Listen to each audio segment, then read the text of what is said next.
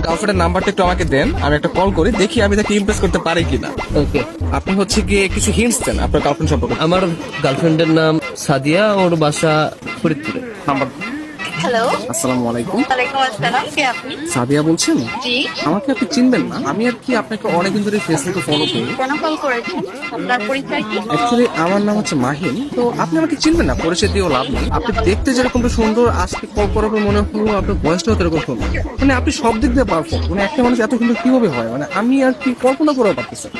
ধন্যবাদ আপনাকে। আর কিছু বলবেন? আমি আবার অপরিচিত কারোর সাথে কথা বলি। দেখেন, পৃথিবীর প্রত্যেকটা জিনিসই কিন্তু হঠাৎ করে হয়। আপনি যে আজকে অপরিচিত বললেন, কালকে পরিচিত হতেও পারে। এখন পরিচিত হতে তার ক্ষতি নেই, তাই না? অবশ্যই। কথা আমি ক্লিয়ারলি শুনতে পাই না, আবার একটু বলবেন?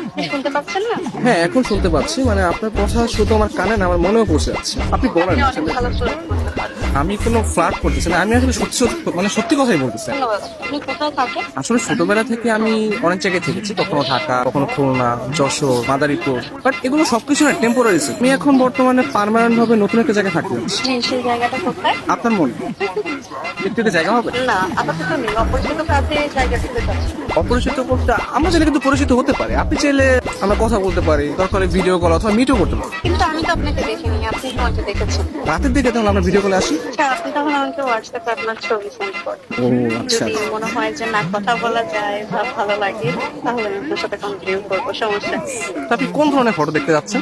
আপনার কিছু ওয়াও টাইপের ছবি দিন, যেগুলো দেখে আমার ভালো লাগবে। আচ্ছা ঠিক আছে, আমি আপনাকে কিছু আমার শুধু শুধু তার বাচ্চা সুন্দর সুন্দর হঠাৎ দিয়ে দিই।